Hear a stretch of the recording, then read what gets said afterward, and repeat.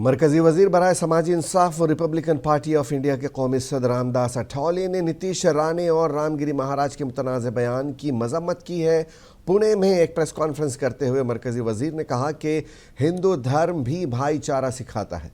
उन्होंने कहा कि किसी को भी ऐसे बयानात से गुरेज करना चाहिए जो समाज में तफरीक का सबब बनते हैं। नीतीश राणे बीजेपी के स्पोक्स पर्सन है, नौजवान है, बहुत एक्टिव है। नारायण राणे के वो लड़के भी है, तो नारायण राणे की तालीम में तैयार हुए, इसीलिए थोड़ा सा ज्यादा स्ट्रॉन्ग कुंभार है। लेकिन मुझे लगता है कि किसी धर्म गुरु ने किसी का अपमान करना ठीक नहीं है।